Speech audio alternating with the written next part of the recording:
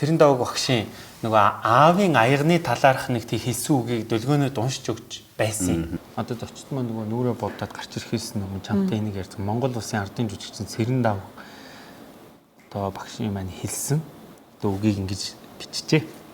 За. Аавын аяггүй өрхийн тэргүүн олон болчихжээ. Би алт мөнгөний тухай ярих гэсэнгүй гинэ.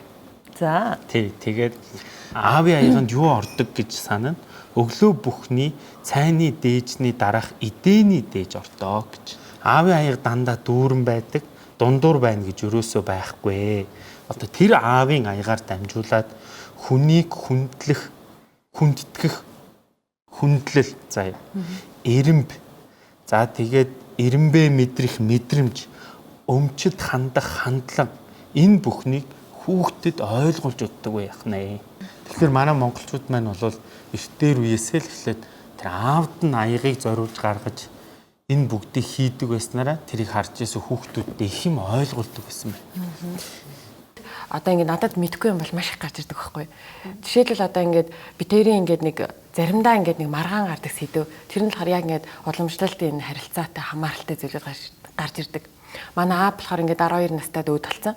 Би ч нөө 3 ихчтэй ээжигээ хараад өссөн. Хаяад эмээтэйгээ дандаа нөө эмэгтэйчүүд дундаас учраас эрэгтэй хүнийг яаж хүндлэх одоо тэрийг бол би маш дутуу муу мэддэг.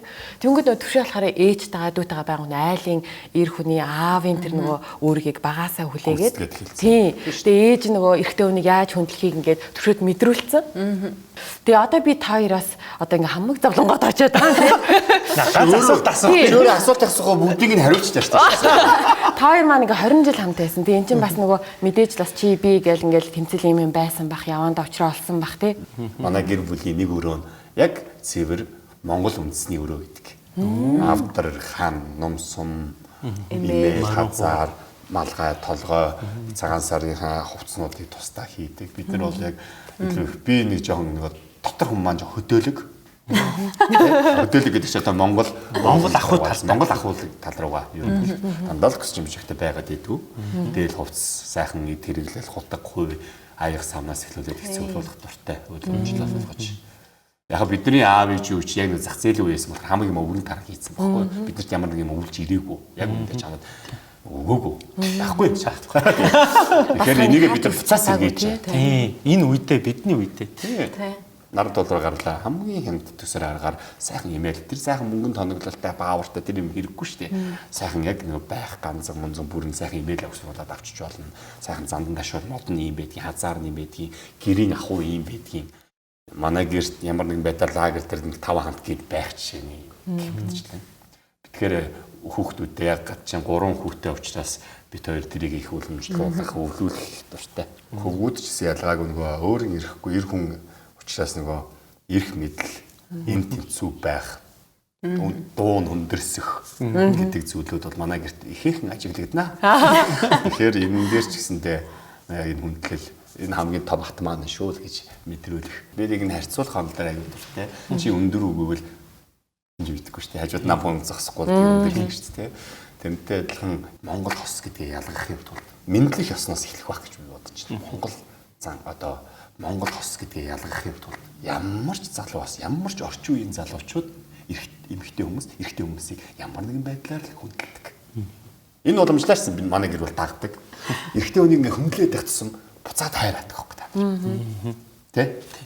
Энэ бас Монгол хаттын ухаан байна шүү дээ. Яаж нөхрөөрөө хайрлуулах уу? Гуйж хайрлуулах уу? Гуйдаж хайрлуулах уу гэсэн чинь хүндлэлийн хариуд хайраа авчаад байгаа юм шиг хүссэн арай. Энэ тэлцэн хүн үзэлцээл байвал нөхөр бол бас үзээл шүү дээ. Тийм.